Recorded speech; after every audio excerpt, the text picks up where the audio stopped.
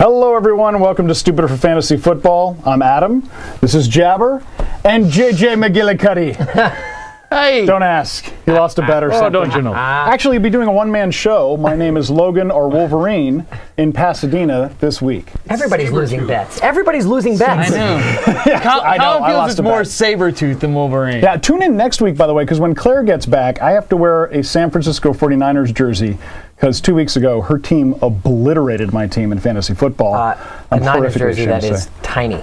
Yeah, I have to wear a jersey. Claire size one, so it's going to It be. would make his mutton chops look stylish in comparison. Yeah, serious. Right? I might grow out some mutton chops just to try and help out with the look. Fit your head. I don't think it'll fit on the rest of your body. It's true. Yeah. It's true. It'll be like one arm, and I'll be doing the show like this. We might have JJ So- wear it too, just for the novelty. Yeah. So that would be Actually, fun. JJ wants I don't to even wear know. it. Let's be honest. I do. All right. Well, let's get right into the show this week. Remember, real quick, do us a favor. Like us on Facebook. Also, check out ustream.com/streamingarage. Streamin, no G. Garage, 2 G's, but you should know that. For the rest of our shows. We'll talk more about that later in the show. Let's get into our first segment where we talk about what went horrifically wrong for us in our teams this week. It's time for Who Screwed Me.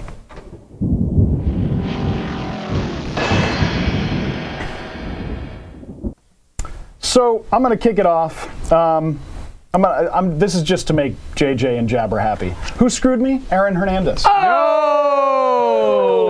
I know. Oh, the time has come. pain. Apocalypse. I've had. The pain. I can feel a sharp He's pain in my been kidney. like the fantasy football hottie of my whole year. I've been loving him all year. He didn't get anything last week. But that said, here's why he's still great. The Pittsburgh D decided to take Aaron Hernandez. Out of everybody on that team, they said, that's the guy we're going to stop. That tells you something about how good he is. Right. Just saying. Right. I'm not worried about him going forward, but here's why he screwed me. I had a huge week last week. I had Michael Vick, I had Calvin Johnson, I had Des Bryant, I had Percy Harvin. My whole team was incredible. Had 178 points. Had Aaron Hernandez got me 6 points, it would have been the record for a single week in my league.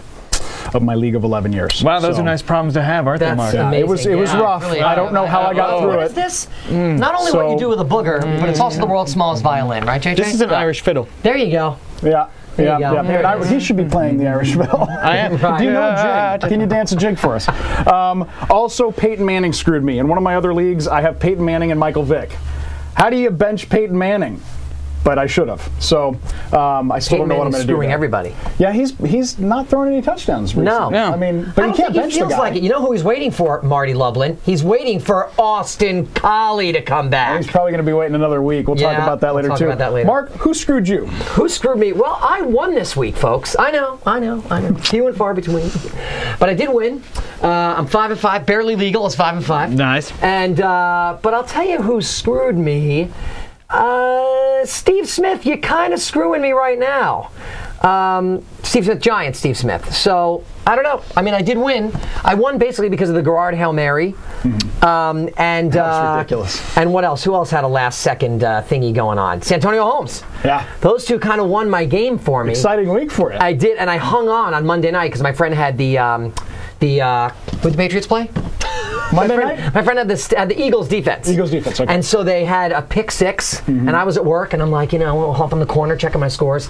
But I did win, but I'm smelling a screwage coming on shortly. As you'll see here, all of my players, JJ, have little red there's a symbols little next red to them. injury mark next to every Hospital single marks, one of them. which is why we That's which is why we talk to doctors. Yeah. But we'll get to that later as well. If I show you Okay. my team, it has a similar line. Same thing. I had no bench points next week. So my bench, you screwed me because I didn't have any bench points. Okay, everybody screwed Mark. JJ, who screwed you?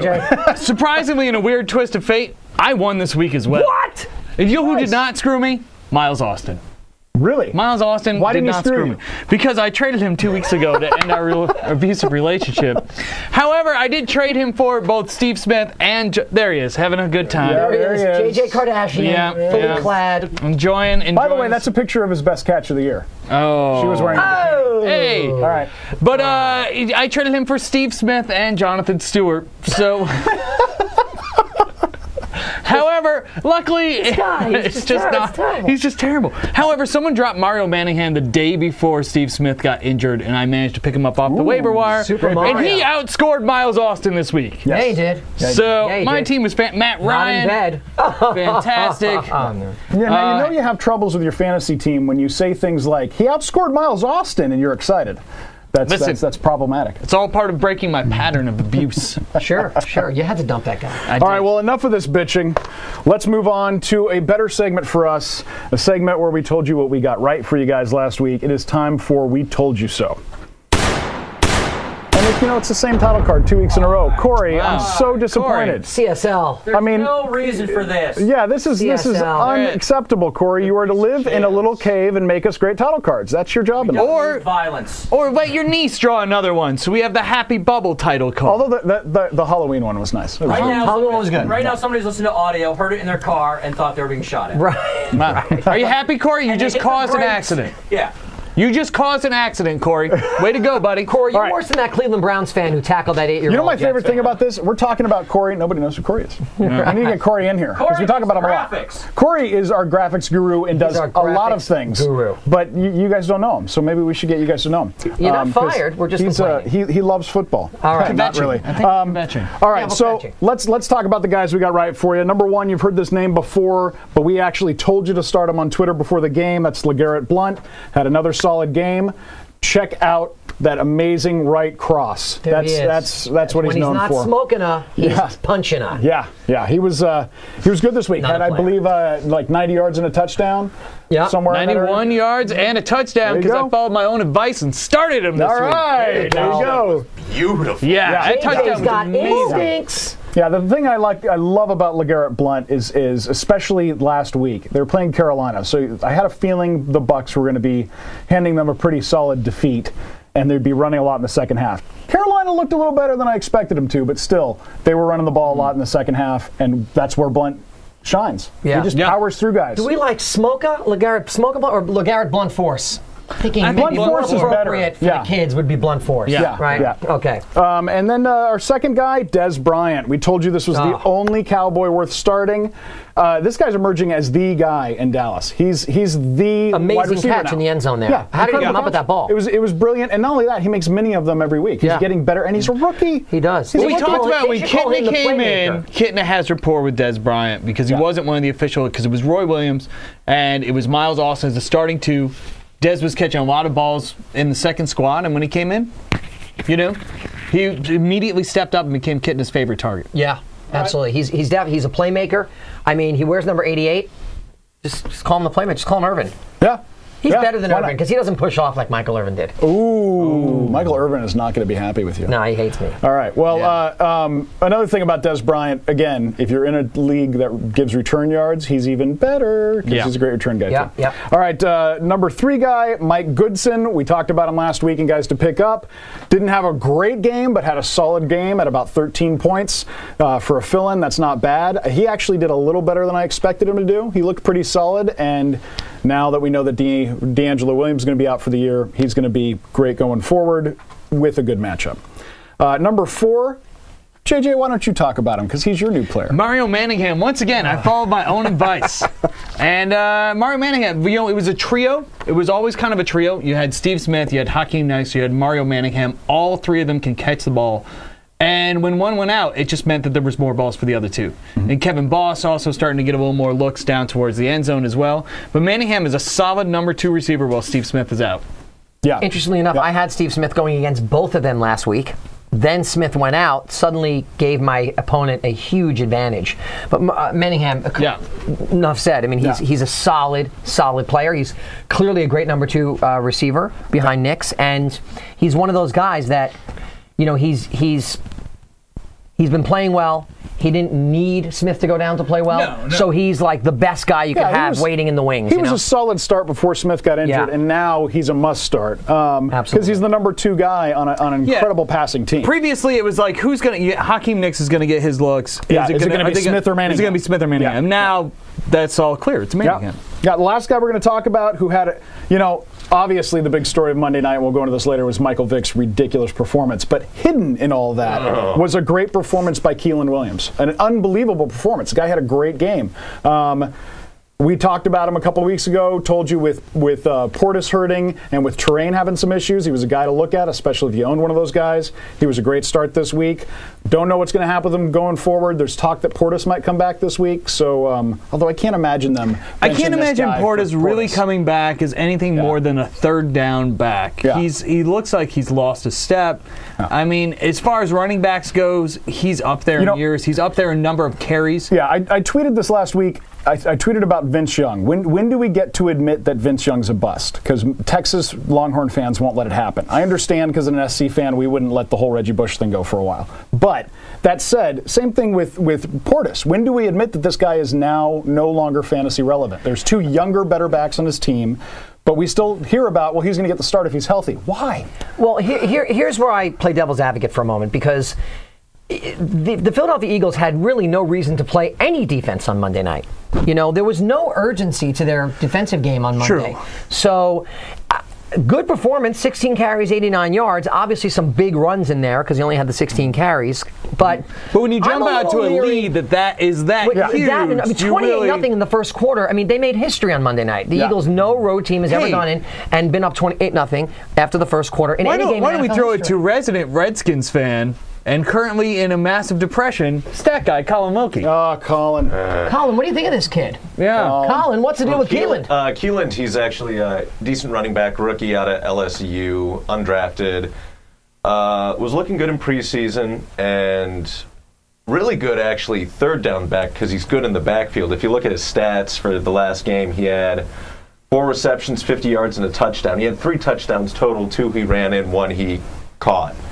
So between Terrain and Williams, that seems to be the duo going forward. It's a good 1-2 punch. Yeah, Portis, I think he seems to be aware of where he's going. Yeah, he kind of took on one of those just mentorship approaches last game since he was on the sidelines with Williams, just kind of talking him through the whole thing and just making sure he was ready to go. Since he found out fairly soon before the game started he was starting. So, yeah. And you know what? Jabber had a good point. This game, because of how it broke down, was a bit of an anomaly. I believe Keelan Williams is the best looking back on Washington.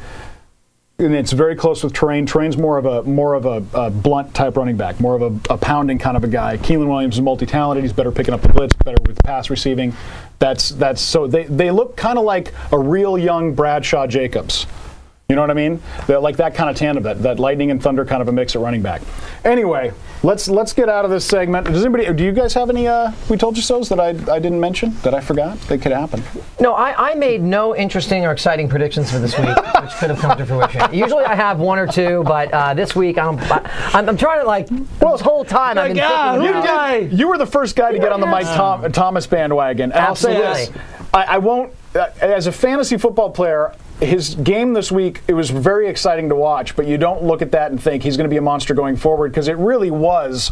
You take away that last crazy... Sure, but take away that last catch, but he's got 7 catches for 90-something yards without that catch. Still decent. Yeah, still good. I mean, still he's a good guy.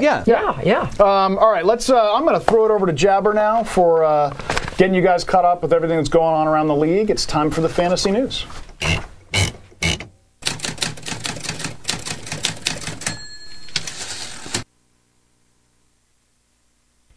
All right, fantasy news time, folks. Well, of course, the top story this week, and, for many reasons, Michael Vick, ladies and gentlemen. Michael Vick had probably the fantasy game of the year, possibly of the entire decade.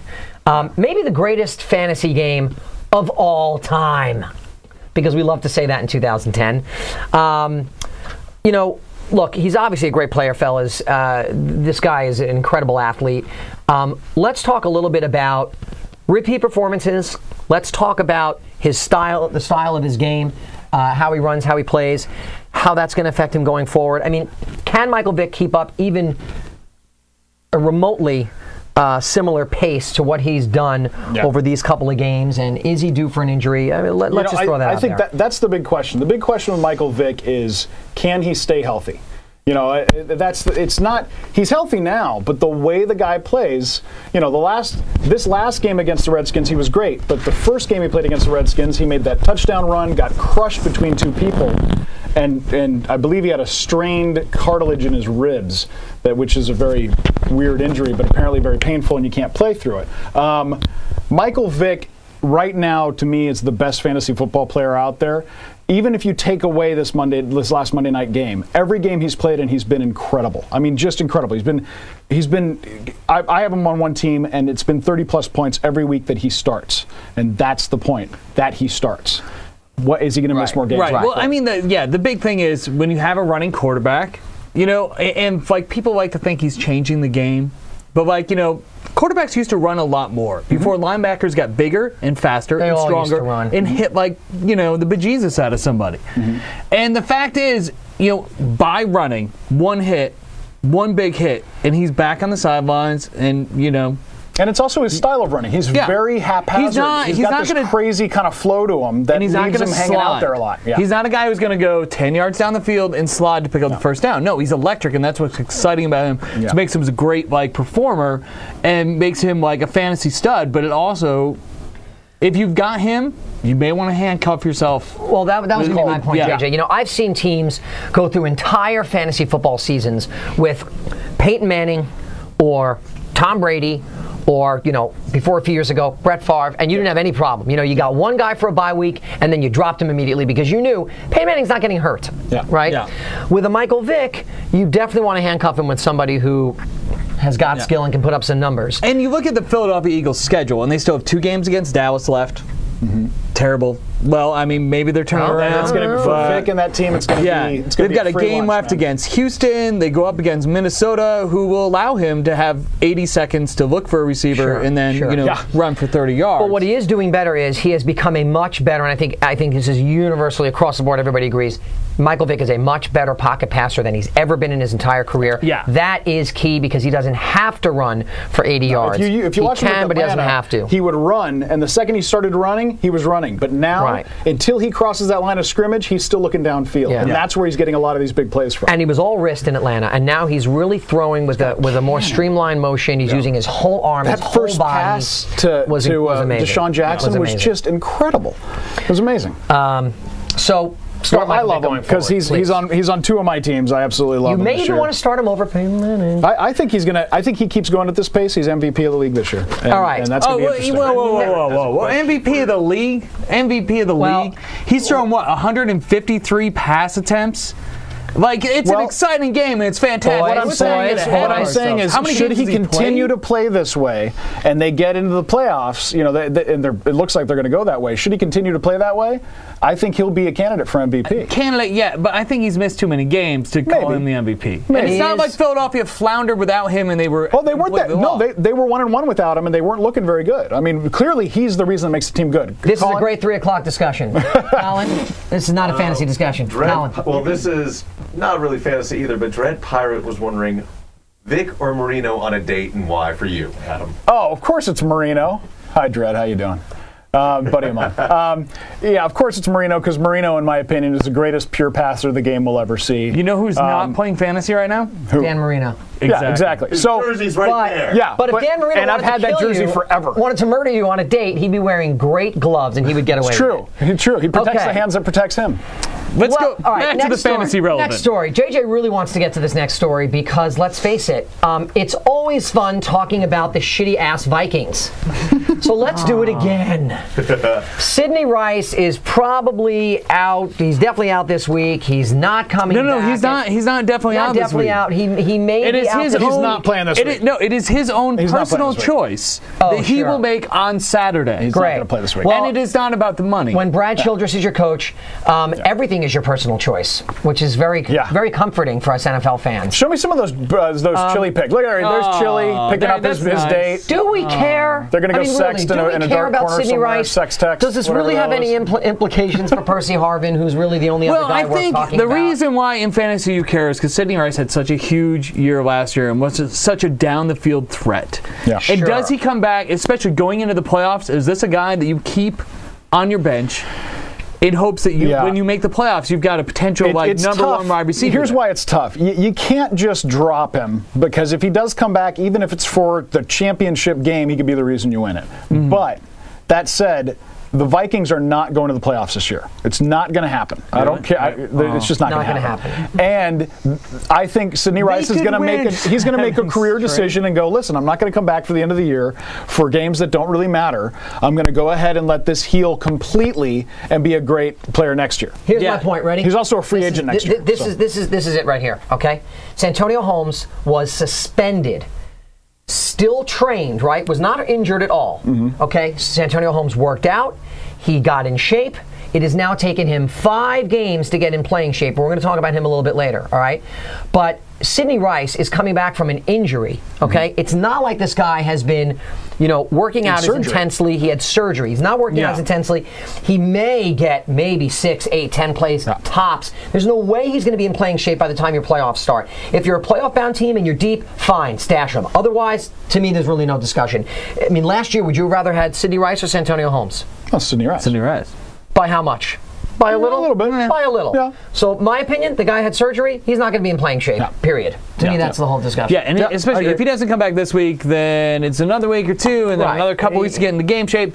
We got 3 regular season games. And I'll tell you what, I also get the feeling like if they look like they're going to the playoffs, he's back last week.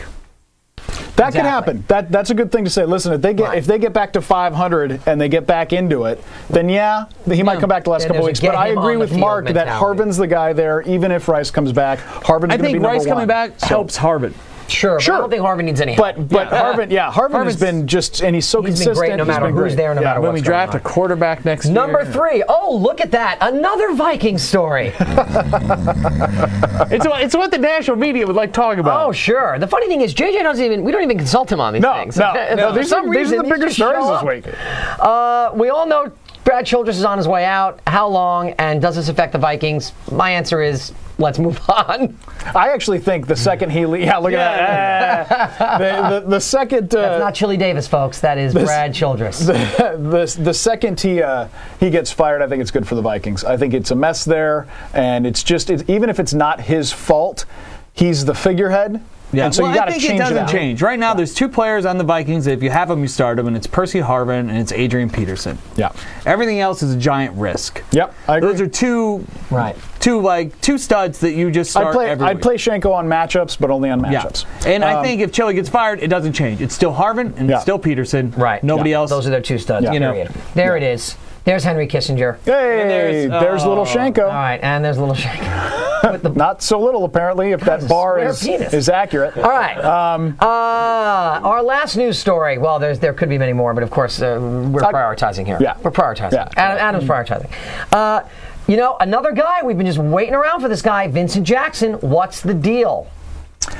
He's coming back week 12, or he's eligible to play again in week 12. And I think the one difference that when we talk, because we just talked about Holmes and about Rice and how it's going to take the while to get in game shape. The difference, I think, is that Phillip Rivers gets the ball to anybody. Mm-hmm. If you and I threw a helmet on and some pads, we would get a catch. Yeah. He is that one good. catch and then we'd be in the hospital. Yeah, seriously. But he could get us the ball. Yeah. Phillip Rivers is that good. And Vincent Jackson is outside of Antonio Gates the most talented receiver on that team by leaps and bounds. I mean, Malcolm Floyd's look good. Vincent Jackson is much better than Malcolm Floyd. He's much better than any of the other guys. Even him playing at 40 or 50% makes him the number 1. Vincent Jackson comes back week 12, in my opinion, and it picks up right where he left off. He's been working out all year. He hasn't been injured. He's fine. Phillip Rivers and him have a rapport over years of playing together. He's going to make them better. If you have receivers on your roster that are comparable or a little bit a notch below, are you confident 2 weeks before the playoffs start in your league? Are you confident inserting Vincent Jackson over one of those guys who's been playing all year and getting you consistent points? If you've got a consistent are you confident? Guy, yes or I'm no? not confident. I am. You are? I am not if your guy's consistent. I say if you've got one of the up and down guys like my man Miles Austin, who's all or nothing, then I say yes, I'm Vincent Jackson. I say no. That's 2 out of 3. The no's I'm going to predict it right now. I'm going to predict it right now. Vincent Jackson is a top 10 wide receiver for the last 6 games of the season. You heard it here. You'll find out more about it on Twitter. I will bet against that. All right. Oh, God, I'm going to lose another bet. I'm going to have to wear a little Vikings jersey. I've got one last thing I want to talk about. Great. Also, Reggie Bush is reportedly going to be back this week. I don't expect him to be a great fantasy play because I think it's going to be one of those we're going to ease you in. There's no reason to rush him in. They're going to want him more for the playoff run. They've got Chris Ivory, who's a comparable kind of back. But, you know, like I wouldn't expect them to have him returning punts. You know, that's something he usually does. Probably. They're not going to have him do that this year. They're going to let him continue healing, get him, 5-10 carries. But it's good to know that he's coming back if for anything else, to know it's bad to start Chris Ivory because he's going to eat into Chris Ivory's carries. Yeah. Neither one of them are going to be relevant. Sure. And Bush will eventually be the more relevant. And then, of course, there's the Pierre Thomas issue, which we're probably not going to cover later. But Thomas, not looking good for him coming back this week. So Bush may be a decent play because maybe he can get you those 10 to 15 points, possibly if he gets lucky, even if he plays limited because Thomas most likely not going to play. And Chris Ivory just hasn't really been that effective. So it'll be interesting to watch the Saints as they go through the last half of the season because Breeze getting a little better, Colston playing better now. Should be interesting. All righty. Well, ladies and gentlemen, if you're like me, sometimes you rely on your own players to win games for you. And sometimes, if you're a real sadist, you prey on the idea that somebody else's guys will get hurt. And that's why we like to explore the injury report in our next segment called The Doctor is In.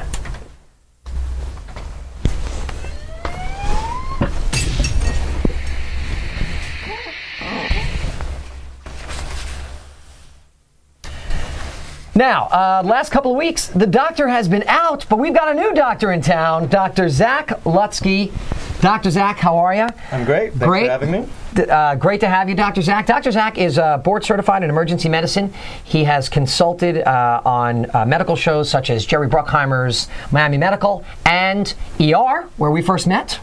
And Zach is here to give us the lowdown on a lot of these injuries. It has been a crazy injury year. If we were to go through every single NFL injury, I mean, we'd be here all day. This has been just a bizarre year, especially because of the league rules surrounding concussions. Teams have less say in how long they can keep a guy out or how short a time they can sit before they get him back on the field. You can't just put the guy in the game next. Right. And you also can't have your team doctor be the one that says he's okay. Exactly. So the league is taking He's fine. He's fine. Nice and stretched. And he's just sleeping. He's not knocked out. He's fine. And I think next week we're probably going to take a little bit of a longer look at some of these concussions and how that can affect players with Dr. Zach. But in the meantime, Dr. Zach, we've got some key players who have gone down this week, and we want to talk about them. First up, Steve Smith, wide receiver from the Giants. As you know, Smith, a key part of this offense. There he is. Smith has been having a really good year. He's a perfect complement to Hakeem Nicks, especially because, of course, last year he was anything but a compliment. He was the man. 106 catches last year, a very key part of this offense, as I said. The problem is, during practice 2 weeks ago, he strained a pectoral. Now we're hearing it's a torn pectoral muscle. Dr. Zach, what can you tell us about it? What's the prognosis, and how do you think it might affect him? We all know our pecs, our chest muscles, made up of the pec major, pec minor. It's an interesting injury, not a very common injury, most commonly seen actually in weightlifters trying to get that last push up, the extra 5-10 pounds, and they rip their pecs. Very common, but not very common in football players. Very important muscles. This is what lets you push and throw, bring your arms up and out. So a very significant injury for a football player. There's been varied reports of how severe this is, but we're probably looking at December. When in December, it's hard to say, but probably maybe mid-December. And that could really affect, a lot of teams, especially you Mario Manningham owners. Obviously, you Steve Smith owners. Mario Manningham. You knew Mario Manningham. Knew very happy. I think, you know what it is? The shave job right here, it really accentuates JJ's smile. It's nice. And he's smiling for once. That's nice. He's happy. The beard was covering it up. It wasn't the team. It was just the beard. Let me say something about Steve Smith, because what's happening in the league is exactly what you're saying. It's going to be a while, because the Giants, this entire week, they brought in Derek Hagan. They've been bringing in all these wide receivers. You don't do that if a guy's going to miss a week. You don't do that if you think you might have him back in 2 weeks. It sounds to me like sometime mid-December is when he's going to be back.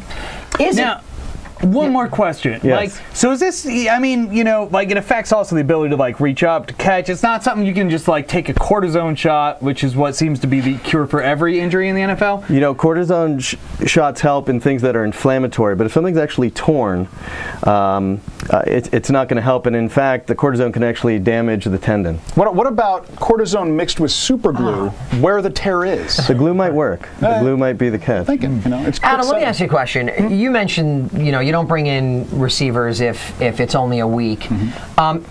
Could this be some bizarre gamesmanship on the part of the Giants to make it seem like Smith might be out for longer, but not really?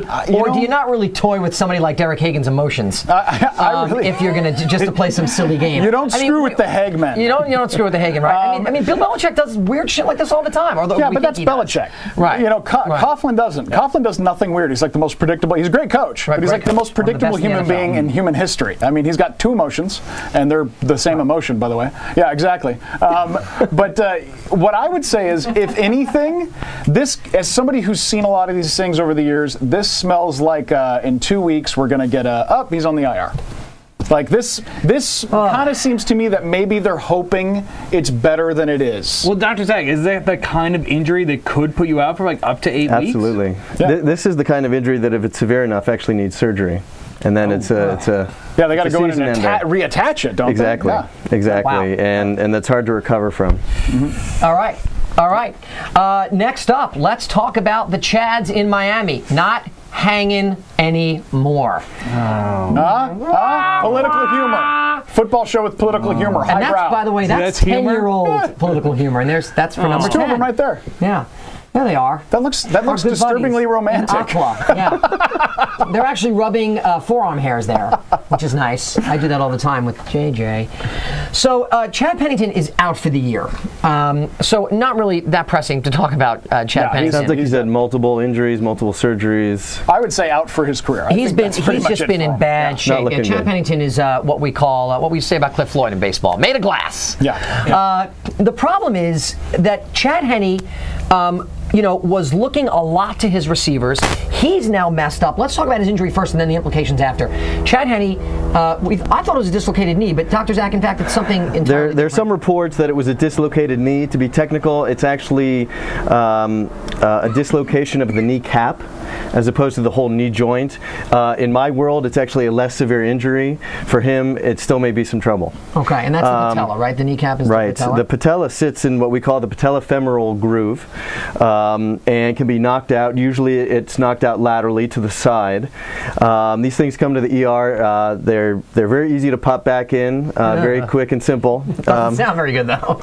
One of the things that gets ER doctors excited, that's the easy part. The tough part is recovering. And the reason is because that patella is held in place by ligaments and tendons, and if you have enough force to shove it off to the side, even though the bone's back in place, all the ligaments and tendons around it may be ruptured to varying degree. So that's the question here. As I was researching this, there was a question of maybe this was a partial dislocation, just got pushed out a little bit. Let's hope so, because that's probably just a couple weeks. But if this thing actually was popped all the way out of the joint, we're probably looking about 4 months. Wow. I've actually done this. Oh, congratulations! Yes, you quarterbacked for the Dolphins. That's awesome. And I was on crutches, I believe, for 2 months with this injury, and like I was young, I was like 13, so I believe I heal fast at that age. You're probably in a knee immobilizer for a couple months, and then you start rehab. Yeah. Okay, now with all due respect for Mr. Chad Henne, because nobody really cares about Chad Henne, but they do care about the guys that he's throwing the ball to. His mother does. Of course she does. And Mrs. If it's Henne, because I know oftentimes it's not. Can I have my camera real quick, Rune? I got to say something. How often this year have we had to hear about whatever random crap is playing QB for the San Francisco 49ers? I talk about a Dolphins quarterback for 1 week. Wait a minute. It's very important that we discuss the receivers. They're on a winning streak right now. Yeah. Hey, look, we got to talk about Brandon Marshall. We got to talk about Devon Bess. Devon with an E at the end. We'll figure. That's one for him. Can we confirm that was not a mispronunciation? Devon Best. We don't know that. There's no E at the end. It's and there's Devon. no T at the end of Bess. It's a Devon Bess. Devon Bess. B-E-S-S. Anyway, moving on. But some key changes here, right? We've got is it Tyler Thigpen? Tyler Thigpen. Tyler Thigpen in a quarterback. Brandon Marshall, obviously, look, he's a guy that you talk about week after week, either that he's disappointing or that he's about to blow up. But how does this affect throws to Brandon Marshall, Devon Bess? I'd say the entire offense. Here's who this affects more than anybody else. Anthony Fasano is now a respectable tight end in fantasy football. And on my team. Yeah, Thigpen, if you watched him in Kansas City, you might have remembered a guy named Gonzalez there, Tony Gonzalez, when he was there. Thigpen is great with his tight ends. He's also, since he hasn't been playing with the first team all year, because he was their third-string quarterback, and they lost their 1-2 in one game. That means he's been working on the second team with a bunch of wide receivers that aren't going to be on the field with him. So he's going to be looking for his security blanket. That's his tight end, Anthony Fasano. We saw a little bit of it this week. He had 8 targets this week. Fasano caught 5 balls, and it was almost all Thigpen. And so I think Fasano's going to be great. I think it's going to hurt Marshall a little bit. I don't think it'll hurt Bess as much because Bess is more of, although they're starting to use Marshall on a lot more slants like Denver did, but. I think Marshall will probably stay about the same. Bess might do a little bit better, but Fasano is going to be the story here. Great. Thank you. Okay, next, things in Tennessee. It has just been back and forth and back and forth and back and forth. Yeah. So this week, let's just pick a quarterback out of the hat. Vince Young is going to start this week for the Tennessee Titans because Kerry Collins has an ankle injury. Dr. Zach, what have you found on Kerry Collins' injury, if anything, and what's very little about his specific injury. What I will tell you about ankle injuries in general, 85% of ankle injuries are sprains. So that's good. And 85% of those sprains are what we call a lateral inversion injury, where the foot kind of collapses on itself and you get an injury over here. So the good news is if it's a mild sprain, we're probably looking at a few days to maybe a week. But if it's a more major sprain, it could actually be 4 to 6 weeks to recover and to be full go. And the most severe ankle injuries, where you actually get instability in the joint, go to the operating room just like an ankle fracture would. Now, is there any chance of it being the ever popular high ankle sprain? That's always a possibility. What is the high? I know it's not this injury, but it's always the high. I think I have one actually. It's right over. It's right here. Can you just check? It's an ankle injury you get when you're smoking pot. Nice, Doc. With the Garrett Blunt. So one thing I'd like to ask. Kerry Collins is 93 years old.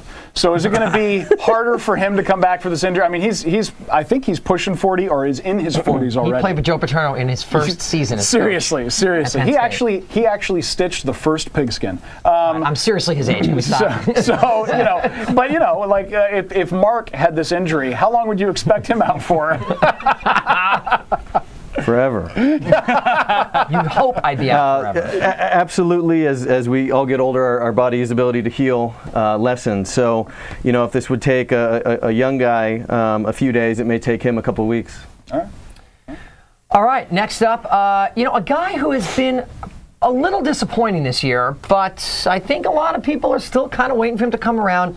Owen Daniels, tight end, Houston. Still in Houston, right? He didn't get traded. He's in Houston. Owen Daniels, tight end for Houston. He's had a hamstring injury. We know that there's different levels of hamstring injuries and so on and so forth, but what do we know about Owen Daniels? I couldn't find too much about the specifics again.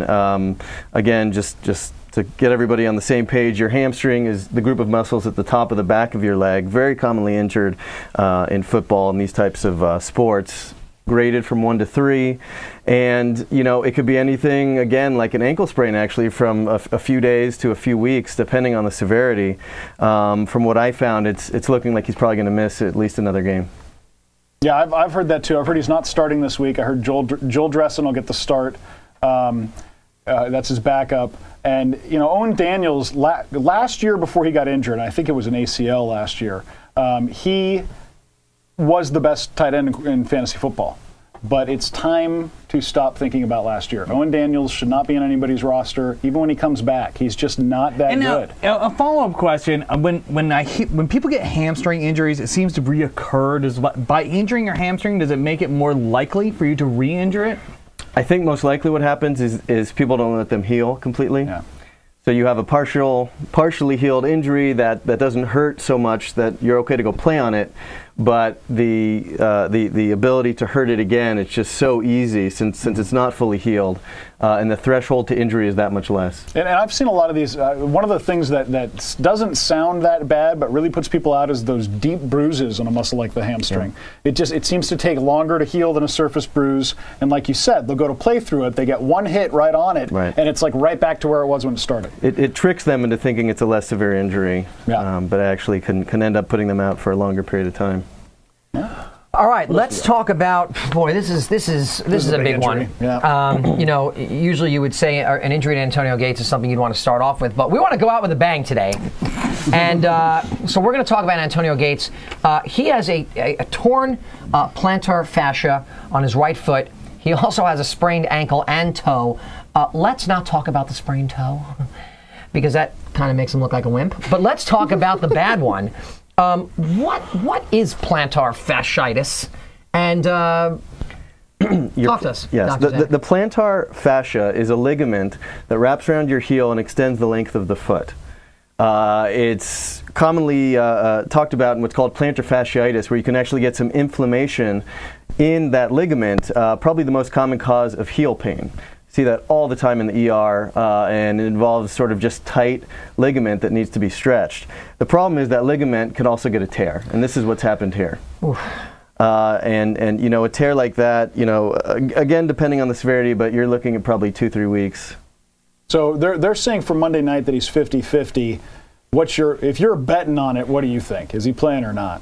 I would bet no. Yeah, but he's been out for a couple of weeks already, right? And again, he just missed last. Well, he had a bye week, right? And he had a bye week. He missed. And he missed the game. It's one of those things that he may want to play through, because it's not something that you can't be functional. Like, you know, if he snapped his leg in half, he can't play. Right. This is something he probably can play with, but playing with it will probably actually keep him in pain longer.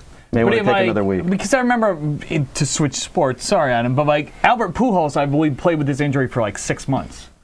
So it is something you can actually, if you can endure the pain, are you going to be doing more damage to it? You're probably not letting it heal. So sort of the time to getting back to 100% is going to be extended by playing on it only partially healed. Let me ask you, Dr. Zach, one more question about this. Is this the kind of thing where if he does play through it, that he could sort of, because he's trying to sort of, you know, get off the line, right? Can he sort of favor the ball of his foot more and still kind of be effective running, or do you know what I'm saying? Can he sort of get You know what, through he it probably favoring? can, and he probably will try. The problem is when you start doing those kinds of things, guess what? You get injuries on your other leg. Because all of a sudden you're putting weight on parts of your foot and your leg and your ankle that aren't used to having the weight and the quick movements. And all of a sudden you got new injuries. In fact, you know, maybe all these injuries were. That's actually earlier in the season he had an injury on one foot, and now the problem's this toe on the ankle or the other foot. That's probably why they're injured, because they got, you know. So again, probably to wait an extra week or two and just come back 100%. And you know, Randy McMichael filled in for him brilliantly last week. I think the Chargers, it makes sense for the Chargers to say take an extra week off. He missed a game already. He had a 94-game streak going, so he had like this personal reason to keep pushing it. That's gone now. I really feel like he's not going to play. I mean, you know, obviously I'll tweet it right before the game, but it's a Monday night game, so you probably need to know whether or not you're starting your second guy before that. Right, and you'll be drunk by then, so you don't really want to be tweeting if you don't have to. Right. Completely. Great. How about a couple of quick hits before we finish out here? Zach Miller, Hines Ward, Jacob Tammy appear good to go. Tammy, they were talking about some back spasms, but he's fine. Ward was back on the bike, ready to get back in the game last week. But they wouldn't let him. So it looks like he's going to be fine for this week. Todd Heap also will go, but I wouldn't recommend starting him. Todd Heap will go. As we mentioned, Pierre Thomas will not likely play this week. Nope. Also, Austin Collie is unlikely to play this week. It's not looking great for Collie, although I am hoping. Yep. And that's all I got. All right. JJ? Doctor? I'm good. Dr. Zach, thank you so much. Thank you very much. We will see you next week. All right, thanks, guys. Good time. All right. Well, you know, we've gotten through all these guys who are out. We've gotten through all these guys who are injured. We've talked about the news. We've told you who's going to play, who's not going to play, and now we're going to tell you who to pick up to replace these guys that are missing on your team. It's time for On the Wire.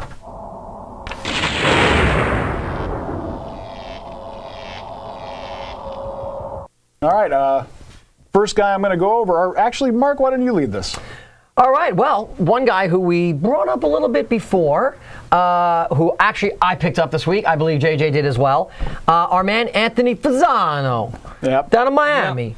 Fasano saw a lot of targets. I mean, we don't really have to say much more about it, but Fasano has been a talent, has really turned it up the last couple of weeks. Mm-hmm. Look for him to get more targets. You know, for example, I have Tony Gonzalez. I'm a little concerned. I want to handcuff him with somebody who's reliable. Yeah. He could be a really reliable option going forward, going into the playoffs. Yeah, and he's available right now in 71% of leagues. So, you know, that's pretty decent. If you can pick him up, if you're hurting at tight end, it's perfect. Pick him up. He's a great guy to start. I think he'll be good for the rest of the year, or at least as long as Thigpen's in. If Henny comes back, he gets downgraded a little bit.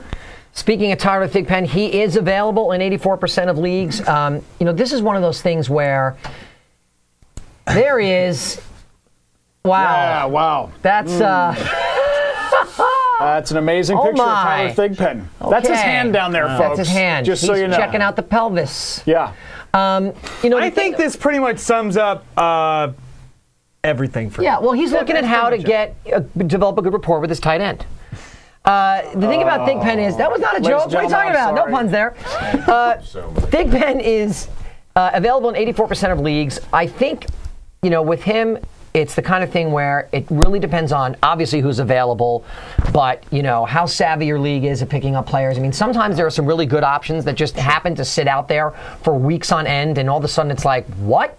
You know, David Garrard's available, huh? Yeah. You know, but I know in my league it's real tight. You got a lot of knowledgeable owners.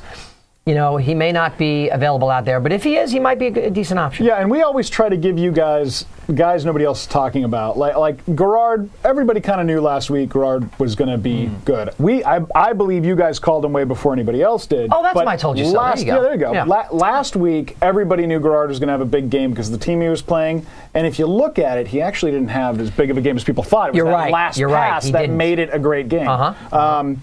But Thigpen is a guy that, you know, he might not do very well. But if you're hurting at quarterback and you're one of those teams that I see in some of my leagues that have 3 quarterbacks, they're waiting for one of them to break, pick up Thigpen.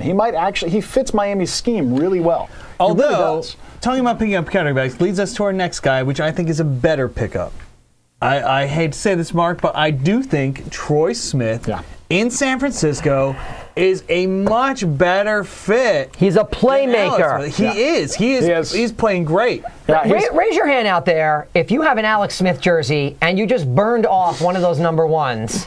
Okay? And now you have a jersey that says Smith with a number 1 slightly off to the side because you got the playmaker. Troy Smith, I agree, JJ. Troy Smith has been doing nothing but making plays. And I think he's a better option than Thigpen. And they both are available in most leagues. Well, and he will throw the ball down the field. And Troy Smith is available in 93% of leagues. Nobody's picking this guy up. Absolutely. And Mike Tice, I like him a lot. I mean, Mike Singletary has basically said, hey, the job's his. Yeah. Like Alex Smith, you come back, doesn't matter. Absolutely. And if you look at him, the last 2 weeks, he's been averaging around 25 points a week. You know, we talk about Josh Freeman a lot, and we like him because he's consistent, because he averages 20 a week. Well, I like Troy Smith. He's been averaging 25 a week, and he gets it done with his legs, with his arm. He's been a much more accurate passer. He reminds me a little bit of Vick, not to the same level, but when we watched Troy Smith get his first opportunities in the NFL, he was not throwing the ball well. Yeah. Now he's throwing the ball well. My only concern about Troy Smith going forward, again, it's crunch time, folks. He's got 2 interesting matchups.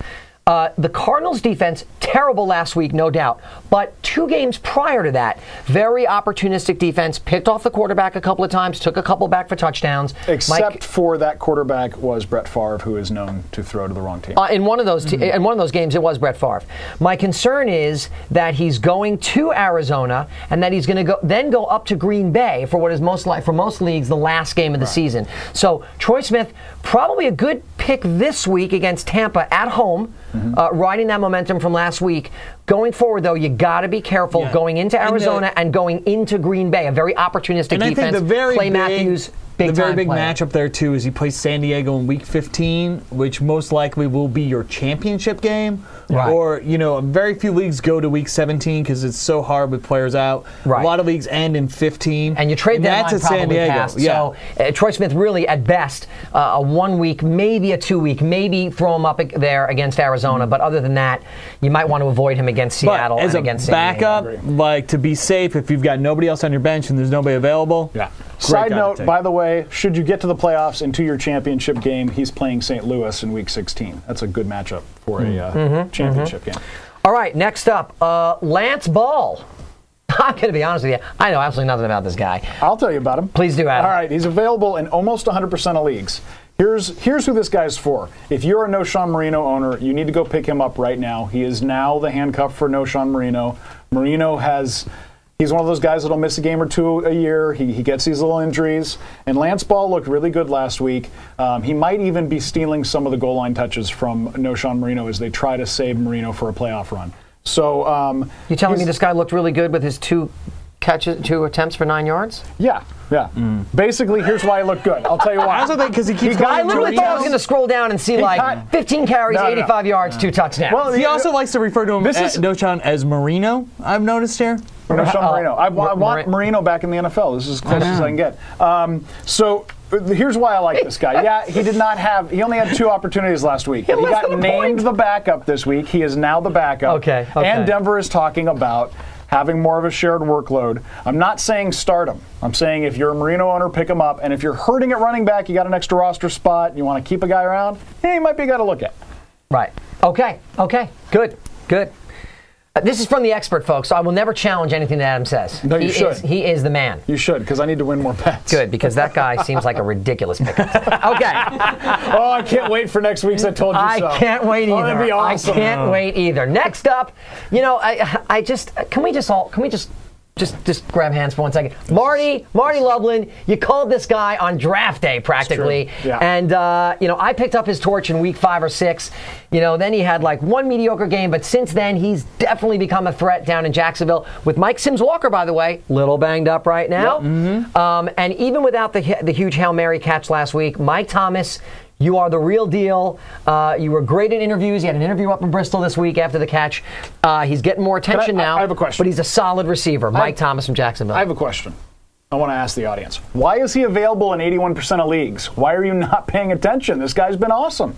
He's a top 25 wide receiver right now. He's the number 1 guy on his team, and his team throws a lot. This guy should not be out there. I'll tell you why. I'll tell you why. If I can, my explanation for it, I think, is because what happened was Thomas was getting a lot of attention, and then all of a sudden, Mercedes Lewis had that huge game. And when Claire Coffey starts to plug somebody on this show, you know that millions of people are going to notice. And Mercedes Lewis had the big game, and Mike Sims-Walker then had a big game along with Lewis, and I think suddenly it was like, Thomas is a one-hit wonder. Let's drop him again. I think a lot of people lost faith in him after a couple of weeks, but you're right, Adam. He has been very consistent. He is worth picking up. I'm sure there's a lot of guys on your rosters out there, people, who are not nearly as productive or have the potential to be really productive as a Mike Thomas. I got another wide receiver I'd like to talk about, if that's okay with you. Go for it. Jason Avant, number 3 wide receiver in Philly. What we're seeing with Vick over his last couple of starts is he's starting to do what great quarterbacks do, and that is find the open man. Every single one of his wide receivers had a great week last week. He got the ball to all of them. They all got a touchdown. I mean, now it was a sick week. It's not going to happen every week like that. But I don't think that Jason Avant is going to be a bad start going forward. He's never going to see double coverage. That's going to be Deshaun Jackson. He's going to see all the double coverage. So he and Macklin are going to get single coverage. Vick is becoming an expert at getting the ball to the open guy. That's really good for Avant. I like him as a pickup. He's available in 85% of leagues. Yeah, I mean, my only concern about Avant is he's got 2 games against the Giants, who, I don't know, Colin, give us the lowdown on the Giants' pass defense, but I'm pretty sure they are rock solid overall on the year. That would be one concern of mine. And if it is in fact... they're number 4. The number 4. Yeah. And if it is a resurgent Dallas team, then I would be a little bit concerned about the fact that they do have two games against Dallas, I think. Well, total defense, Giants are number 1 right now. Yeah, I mean, they've got 2 games against the Giants, 1 at Chicago, 2 against Dallas. Now, doesn't mean that a Deshaun Jackson's not going to still have a great game against those guys, because the great receivers find a way no matter what. But the fact that he's number 3 might give me just a little pause. But I agree. I hear you. Vick's finding the open man. So let me say one thing about that, though. The interesting thing about Michael Vick is, look, when you scheme for Peyton Manning, it's pretty much the same scheme for Drew Brees. when your defensive scheme, they play similarly. Manning is, in my opinion, better than Breeze, but not a whole lot. He's got a little bit more of an arm, but you have to be able to cover the whole field against those guys because they will get it to 8 different receivers. It's not about locking down a number one wide receiver and making him go to other options. They're when just you covering scheme the whole for field. Michael Vick, it is totally different. You got to have a guy that shadows Vick so that when he runs out of the pocket, it's 6 yards, not 60. You have to have that happening. So because of that, if you can double cover Deshaun Jackson if you want to, but he's going to kill you with these other guys. I don't know if the Giants' vaunted pass defense is going to translate to good defensive games against Vick because he's such a different style of player. Agreed. Agreed. So. Agreed.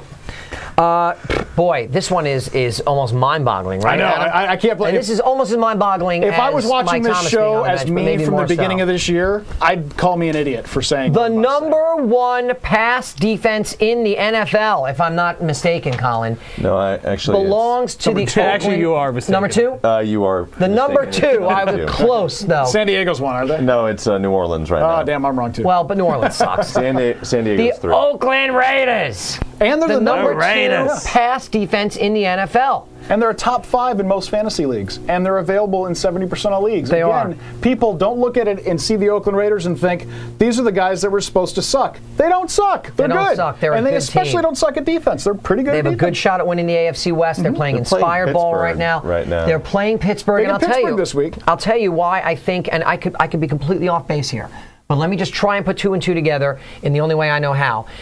Ben Roethlisberger and the Pittsburgh offense, incredibly, besides the running of the passing game, incredibly improvisational.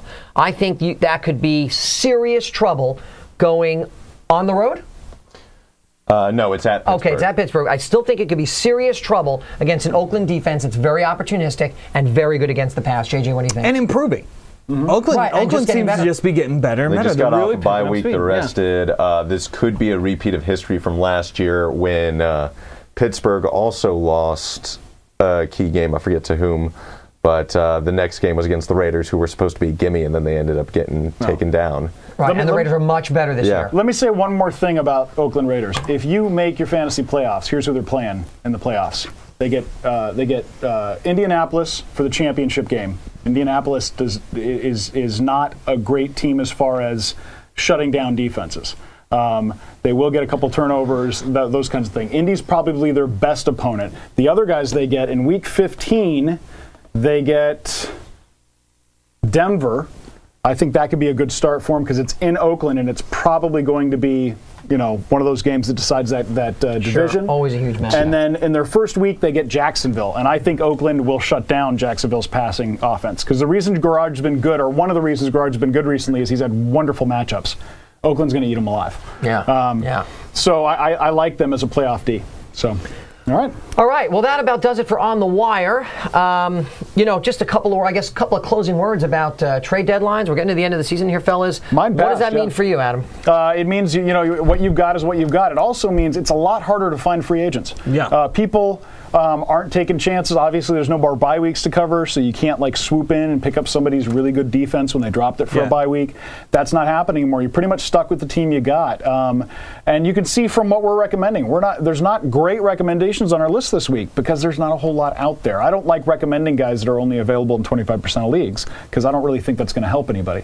That said, Those guys and those owners probably aren't watching anyway. yeah, exactly, exactly. Let's face it, they're not watching. And that said, I would say, going forward for the rest of your season, this is the week to think about: am I really a fantasy contender? If you're in a keeper league, maybe it's time to trade a stud to get some young keepers for next year.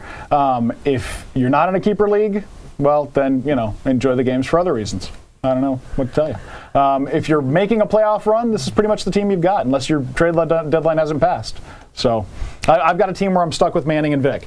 That sounds ridiculous to say. Let's just move on to smash. But the truth is, I wanted to trade one of them, but I couldn't get a trade done in time. So one of them is going to be on my bench for the rest of the season. And it sucks because I know I'm going to start the wrong guy every week. It's just how that goes. So. All right. Well, let's do a quick few minutes in the chat room and wrap it up here. Yeah. A little time for a little smash, dash, or trash.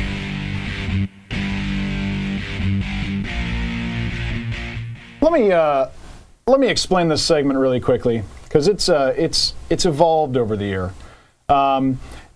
it used to be about one guy, and we'd tell you whether he's a smash hit, a guy you'd want to stash and put away on your bench, or a guy you just trash and get rid of. Now it's kind of become lineup questions. Hey, who do I start? All those questions are great. We will tell you who the smash is, who the trash is. So what do we got, Colin? I'm going to throw it up to you for some questions. All right, first one we got is for Fantasy Warrior. It's, should he start Schaub, Kitna, or Sanchez? Let's see who they're going up against. Here's the thing. Well, Schaub is still is a game time decision. He's not a 100% go yet. Right. Yeah, he's still recovering. So that who down? Oh, you got to start Sanchez. Dallas? He's playing Houston. That's it. Oh, Sanchez. He's playing Houston. Smash. Sanchez. Yeah. Whoever's playing Houston is the best quarterback in the league. That's just the way it is. Kitna's playing Detroit. Yep. Doesn't matter. Sanchez. Detroit's defense is actually pretty good. They're not They got a good bad. front seven. Yeah, and against a team like Dallas that's still in flux. Questionable O-line. Yeah. They're Kitna gonna maybe eating some ground in his old home. I don't think you can start. Look, I would say going forward, besides a team like the Jets or maybe the Raiders or the Giants, I would start Schaub of those three, just strictly because I think he's just the best quarterback of the three. But this He's week going I up would, against the Jets, though. If he but goes. he is going up against the Jets this week, so I would say for that, It's Jets, go with the matchup Jets, Texans. and go with Sanchez. Yeah. What else we got, Colin? Dread Pirate wants to know, Dwayne Hey, no, that doesn't count because I knew what I was saying. That's not. That's a mispronunciation. Put it up, Roan. Yes. Dwayne Bowe. No, it's And that not. was a mispronunciation. Another one for Adam. All right, put one up for me.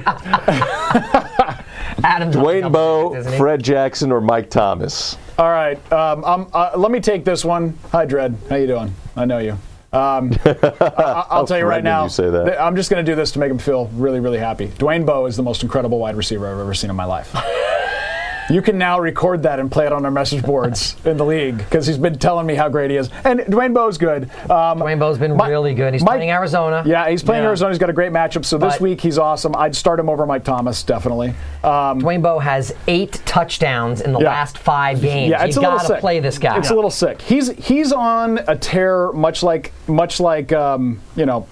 he and Calvin Johnson are right now equal, and he might be ahead of Calvin Johnson over the last 5 weeks as far as just getting a touchdown or 2 every week. Yep. It's insane. He's got 9 on the Start year. him. Really I love him. But watch those matchups going forward. If that team plays the Giants, it concerns me because the Giants will shut Bowe down because the Giants are the kind of team that are good enough to take one guy out. They can decide what guy we're going to take Arizona, out. definitely. Yeah, you start him Interesting enough, they're Arizona. at Seattle, then they're home against Denver. Yeah. Then they're at San Diego for the playoffs and at St. Louis and then Tennessee. So Bowe, overall, some nice matchups. Bowe has a nice end of the season. He's a good guy going forward. What else we got, Colin? Okay, we got Mares 5, 4, 3, 2, 1. Floyd or Knox? I just don't like Johnny Knox. He's too inconsistent for me. But that's Floyd's the better player against him. Especially this week because he's not going to have Vincent Jackson there until next week. So I'd say Floyd. Watch the injury report though, because I know he's questionable. He'll probably if play. If he's starting, Floyd. Yeah. If he's not, then you're stuck. Obviously, he's playing at Miami. I don't know. Knox is. I don't know what that. I don't think. Yeah, Knox is so boom or bust. I go with Malcolm Floyd. Yeah. What else we got, Colin? Funk Monkey wants to know Chris Cooley or Jason Witten. Wow. It's a tough one because both of them haven't really been. Yeah, they both have underperformed. Producing. Witten's had 3 touchdowns this year. Cooley's had 2. But I'm going to say Witten simply because the situation in Dallas with Kitna is he's going to need a security blanket. Des Bryant's been his go-to guy, but Jason Witten is an incredible target for a tight end. He's big, he's fast, he can run over guys. He's the kind of guy that when your offense is struggling, you'd send him for little 3-yard outs and get your groove back with him. And so I like him. They're a team on the rise, and Kitna is getting more comfortable every week. He's proven he can run this offense confidently, securely. He doesn't throw the ball away. I like Witten going forward. I would say Witten as well. Yeah, Witten. We like Witten. Let's smash. What else we got? Let's smash Witten. Let's do a smash. And smash. Yeah. There it is. See? Right. Nice. All right, Colin, what do we got? VJ Fantasy wants to know number 3 wide receiver Mike Williams in Seattle, Jabbar Gaffney, or Sims Walker, or James Jones. This week, I like Mike Williams. New Orleans has the number 1 pass defense, but I don't care. I like Mike Williams. Because I think New Orleans will New Orleans will get up on Seattle, and that means Seattle will be throwing the ball a lot. I say James Jones. Because that is tough, what was the third think I option? like Playing James Minnesota. Jones, too. It was Williams, Gaffney, Sims Walker, or James Jones. Sims Walker, I think he's the number 2. Yeah, I like Mike Williams.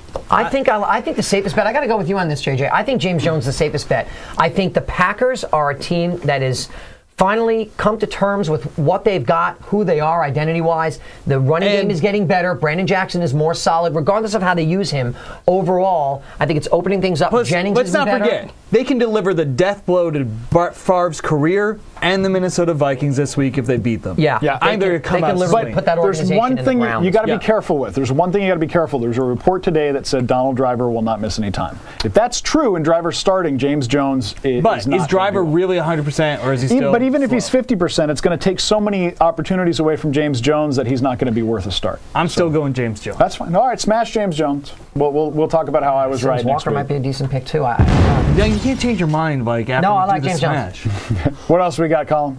All A couple more right. Fantasy Warrior wants to know Chicago D or KC D. Chicago's D, going up tonight, by the way, so you need to make sure that goes in against Miami. Miami in a KC, brand they're new- playing Arizona. And KC's playing Arizona. Yeah. And Chicago's on the road, KC's at home. Go with Kansas City. Chicago's not a bad start if you've got them, I think, because Miami and the new quarterback. But KC, Arizona, I'd go KC. I think KC's going to be able to keep the ball long enough. They're gonna play a ball control game, and they're going to be able to keep the ball long enough that they're not even going to give. Well, and Cardinals. Arizona is an easy team to shut down. You put 8 in the box and you force them to throw and you pick them off. That's it. That's all you got to do against Arizona. And KC's certainly good enough to do Arizona's just that. not going to have the ball enough, I think, to even make anything happen on Sunday. So Yeah. Let me. I want to add one more thing. I actually forgot this at the top of the show. This is for one of our Twitter followers, Jaguar Shark, on Twitter. He had a "Who screwed me," and I kind of want to talk about this because you had something interesting to say about it. He said, "Tom Brady screwed me. Come on, who throws 350 yards, 3 TDs, and run rushing against the Steelers? Simply unreasonable." What do you say, Mark? I don't think it's unreasonable at all. I think if you were watching the game, they actually put up a stat that Belichick, his game plan against the Steelers, and they've beaten them, I believe, in 2 championship games. Tom Brady's owned the Steelers. Their game plan has been throw the ball against them. The play calling itself has been something like 85-15 or 80-20 It was ridiculously high in pass. Yeah, Well, and it's I know like, last year they threw all the time, but I'm not it's just talking because about last year. New I'm talking England about and historically. Belichick have realized the thing the Steelers do incredibly well is stop the run. So they don't even try. Right. They don't go like, well, we got to run. No, they're like, screw it. We're just However, they did manage to break the max amount of yardage that the longest run on the Steelers this season. Yeah. They were able to do that. So, Right. Hey, Rune, you got that picture I gave you earlier? No. Okay, never mind. I'm sorry, Metal. We'll get that picture I think it's up also for a you. testament to how good Tom Brady is. Yeah. He, mechanically, he's just an incredible competitor. I mean, people want to anoint Peyton Manning as the greatest quarterback of all time and all this stuff. I just think Tom Brady is. I think overall his playoff record is better. I think history will show that Tom Brady is a better quarterback than Peyton Manning. I disagree. I think is history will amazing. show that Tom Brady was on the better teams. Peyton think Manning is going to go Manning-wise, down if you got as the either one of greatest these- quarterback to ever play You the look game. up the numbers, Adam. Peyton gonna own Manning has every had record. more Pro Bowlers than Tom Brady has. Yeah, I know. I over heard this history. discussion on Sports News Radio the other day too, and here's why I don't like the argument. The argument that a player is better than another player because they won championships. There's 44 guys on a team. I understand that. I'm not a He's one championship of guy. them. You know what my point You want is to on talk this about player topic? against player? You got to have stats. Is, What about if head-to-head? you've got either one of these guys, your fantasy team is doing well. What else Right, we got? moving on. True. All right, let me. Metal Militia had one. I did. Metal Militia had one from Twitter. He was asking whether we should start Nate Washington or Miles Austin. What do you guys think? JJ, what do you think? I hate to say it, but I'm going to say Miles Austin. Oh, ooh. I hate to do it, but there he is. Look at him in good I think we form. can't use that picture anymore. I think it's reached its limit. I don't know. It's like If the we John turn- Coon. if we still got John Coon Oh up there? God, no. Can we get a Good. turnaround shot on that? Yeah, Can we get seriously. that turned around? Yeah, I Because want to see Miles Austin's ass. I just It was more about Yeah. Casey's front. Miles Austin has got a KK. potential for a bigger game. And Nate Washington has been okay, but He's been okay. He hasn't been great. I'd still go with Miles Austin. yeah. Well, I mean, I'll tell you, Nate Washington's going to get to face Washington. Just pick up Mike Thomas. Yeah, seriously. Next? I say Miles Austin, too. I think that's about it, right? Or we got any more? We got a couple more. All right, let's do All it. right, 2 more. Sean Green, Jacob, which Jacobs was it? Javid Best or Brandon Jacobs. Yeah, Brandon Jacobs. Well, I think you got to take Sean Green Pick 2. of that. Yeah, I'm doing. pick 2? One of them is going to be Sean Green. I think he's Sean Green. finally Sean Green. That was a request from the chat room. Somebody asked me to throw something at you, so I did. What? Killing me. Said you're crazy, I got to throw something at you. That's true. He is crazy, but he's our kind of crazy. Yeah, so. right? Now I'm all I say self-conscious. Sean Green.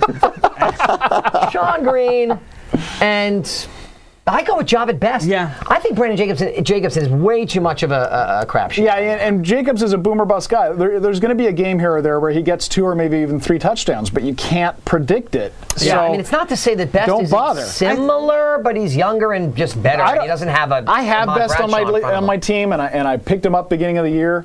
I actually got him in Best the is draft. going up against Dallas D. Yeah, and I mean, Jacobs Best might is have a going- better game because of the matchup, but Best does not look good this year. He had that one huge game, and he's been, he got like 50, 60 yards combined last week. And no touchdowns.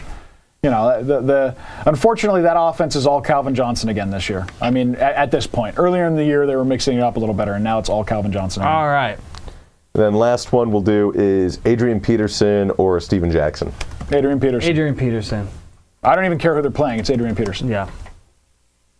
The only question ever with Adrian Peterson is Adrian Peterson or Chris Johnson, and then that's a tough question. But you can't. I mean, my question is, if you've got both of those guys, who's the other guy that you're sure you're starting? If you're asking about Adrian Peterson and Steven Jackson, who's the guy you're starting? Who's that guy who's like, this guy's solid? Yeah. I'm not sure. Adrian Peterson. Well, I'm definitely starting Hillis. No, start Jackson and Adrian Peterson. Yeah. All right, guys. Well, that about sums it up for the show this week. I got a couple of things I want to talk about how you guys can get more involved with us. Definitely like us on Facebook. It's Stupid for Fantasy Football. Also, our Twitter account. It's Stupid4 Football. Stupid for Football. Follow us. We do late game updates. A lot of these I Told You So's aren't from the actual shows or from the Twitter accounts because we learn more. There's a couple more days before most of the games. Also remember, like we mentioned earlier, Miami and Chicago tonight. Start everybody on Miami because they're going to kill them. I'm completely unbiased. Seriously. Don't. Really? No. Okay. No. Cowboys don't suck as much as they used to, but I still think they're the worst team in the league because I just don't like them. All right. That's and it. watch to know when we're going to do next week's show. Who? Next week's show will be at a special time, right? Oh, yeah, that's right. Yes. Actually, next week's show is going to be Tuesday. We will tweet more about it. And I won't be here in studio. I'll be calling in. So, you guys want to do it at 2 p.m. Tuesday? Just to be announced. We all have schedules To be here, okay? decided. Wait, will I get to be at the big kid table? No. Definitely not. All right, guys. Thanks a lot. Good luck this week. Follow us on Twitter. Get more information right before the games.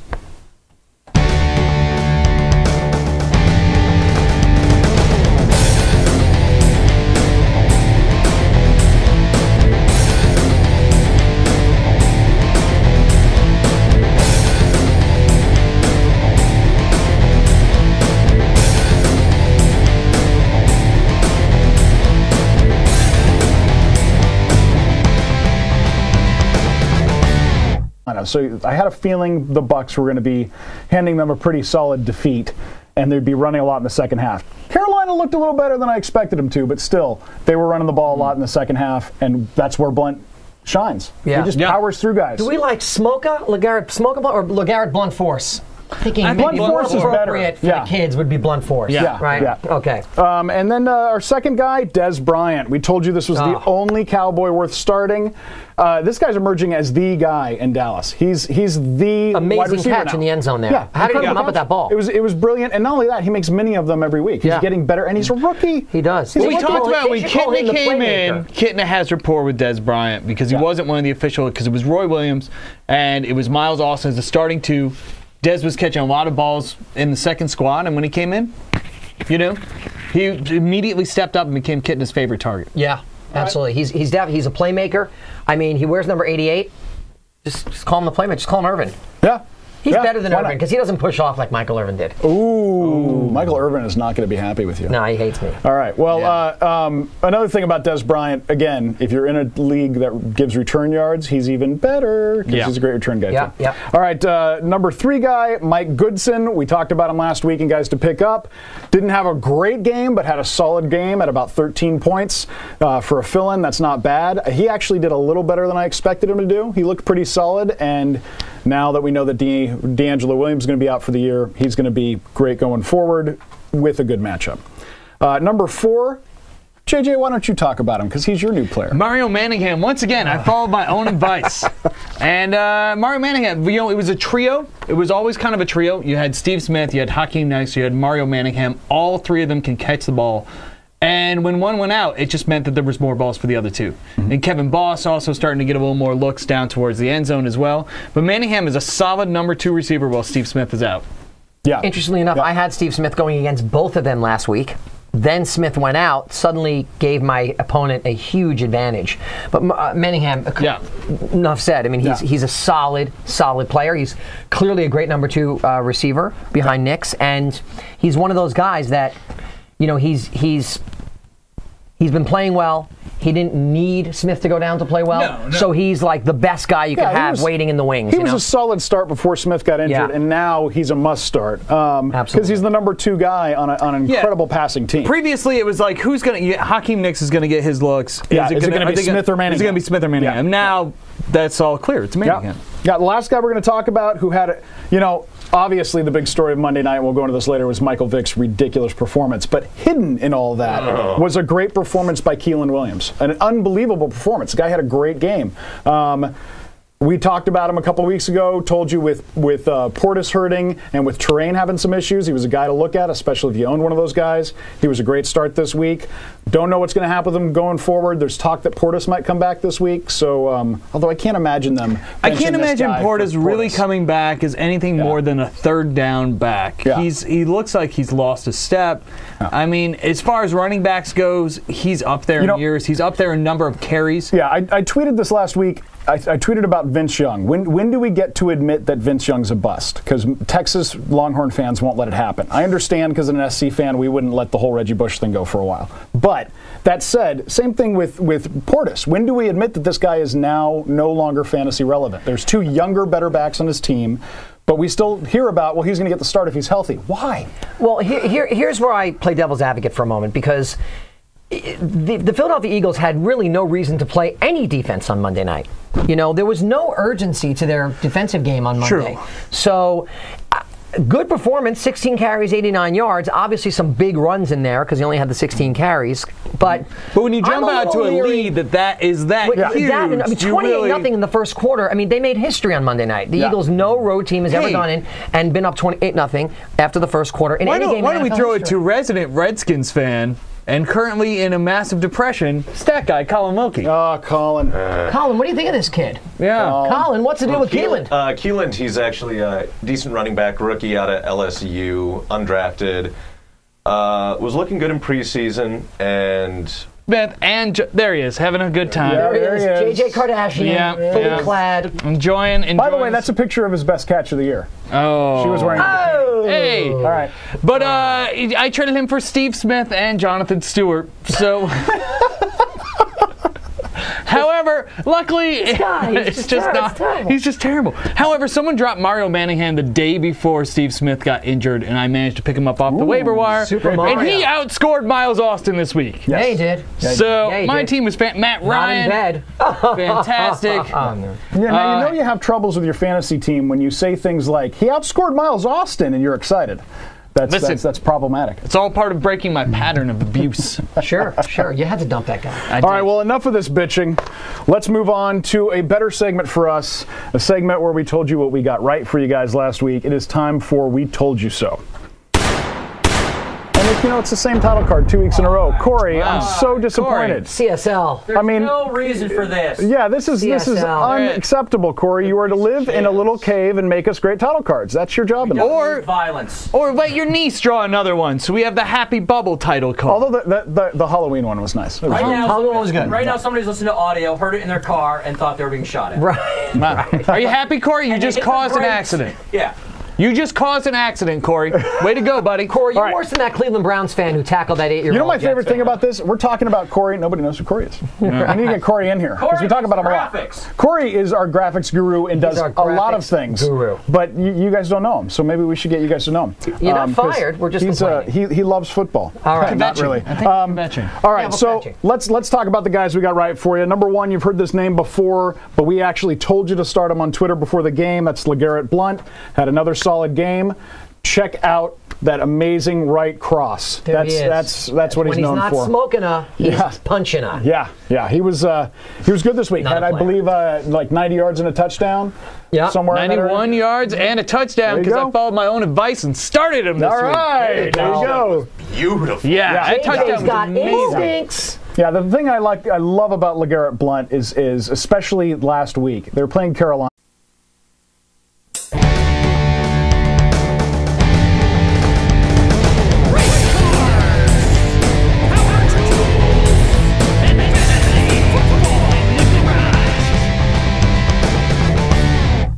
Hello, everyone. Welcome to Stupider for Fantasy Football. I'm Adam. This is Jabber and JJ McGillicuddy. Hey! Don't ask. He lost a bet or something. Don't you know? Actually, be doing a one-man show. My name is Logan or Wolverine in Pasadena this week. Everybody's losing bets. Everybody's losing bets. I know. Colin feels it's more Sabretooth than Wolverine. Yeah, tune in next week, by the way, because when Claire gets back, I have to wear a San Francisco 49ers jersey because 2 weeks ago, her team obliterated my team in fantasy football. A Niners jersey that is tiny. Yeah, I have to wear a Claire size one, so it's going to be. It would make his mutton chops look stylish in comparison. Yeah, seriously, I might grow out some mutton chops just to try and help out with the look. Just fit your head. I don't think it'll fit on the rest of your body. It's true. Yeah. It's true. It'll be like one arm, and I'll be doing the show like this. We might have JJ wear it too, just for the novelty. Yeah. So that would be actually JJ wants to wear it. Let's be honest. I do. All right. Well, let's get right into the show this week. Remember, real quick, do us a favor. Like us on Facebook. Also, check out ustream.com/streamingarage. Streamin', no G, garage, 2 G's, but you should know that. For the rest of our shows. We'll talk more about that later in the show. Let's get into our first segment where we talk about what went horrifically wrong for us in our teams this week. It's time for Who Screwed Me.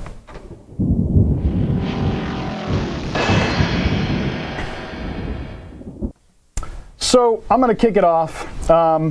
This is just to make JJ and Jabber happy. Who screwed me? Aaron Hernandez. Oh! I know. Oh, the time is coming. Pain. Apocalypse. I've had the pain. I can feel a sharp pain in my kidney. He's been like the fantasy football hottie of my whole year. I've been loving him all year. He didn't get anything last week. But that said, here's why he's still great. The Pittsburgh D decided to take Aaron Hernandez. Out of everybody on that team, they said, that's the guy we're going to stop. That tells you something about how good he is. Right. Just saying. Right. I'm not worried about him going forward, but here's why he screwed me. I had a huge week last week. I had Michael Vick. I had Calvin Johnson. I had Des Bryant. I had Percy Harvin. My whole team was incredible. Had 178 points. Had Aaron Hernandez got me 6 points, it would have been the record for a single week in my league. Of my league of 11 years. Wow, those are nice problems to have, aren't they, Mark? It was rough. Really I don't know how I got through it. What is this? Not only what you do with a booger, but it's also the world's smallest violin, right, JJ? This is an Irish fiddle. There you go. Yeah. He should be playing the Irish fiddle. I am. Do you know a jig? Can you dance a jig for us? Also, Peyton Manning screwed me. In one of my other leagues, I have Peyton Manning and Michael Vick. How do you bench Peyton Manning? But I should have. So I still don't know what I'm going to do. Screwing everybody. Yeah, he's not throwing any touchdowns recently. No. I mean, but I you can't bench the guy. He feels like it. You know who he's waiting for? Marty Lublin. He's waiting for Austin Collie to come back. He's probably going to be waiting another week. We'll talk about that later, too. Mark, who screwed you? Who screwed me? Well, I won this week, folks. I know. Few and far between. But I did win. I'm 5-5, barely legal. It's 5-5. Nice. And but I'll tell you who screwed me. Steve Smith, you're kind of screwing me right now. Steve Smith, Giant Steve Smith. So, I don't know. I mean, I did win. I won basically because of the Garrard Hail Mary. And That's ridiculous. And what else? Who else had a last-second thingy going on? Santonio Holmes. Yeah. Those two kind of won my game for me. Exciting week for you. I did, and I hung on Monday night because my friend had the would the Patriots play? Monday night? My friend had the Eagles defense. Eagles defense, okay. And so they had a pick six, and I was at work, and I'm like, off on the corner checking my scores. But I did win, but I'm smelling a screwage coming on shortly. As you'll see here, all of my players, JJ, have little red there's a symbols little next red to them. injury mark next to every Hospital single marks, one. which is why we That's which is why we talk to doctors. Yeah. But we'll get to that later as well. If I show you Okay. my team, it has a similar line. Same thing. I had no bench points next week. So my bench, you screwed me because I didn't have any bench points. Okay, everybody screwed Mark. JJ, who screwed you? Surprisingly, in a weird twist of fate, I won this week as well. What? And you know who did not screw me? Miles Austin. Really? Miles Austin Why did didn't he not screw screw you? me. Because I traded him 2 weeks ago to end our abusive relationship. However, I did trade him for both Steve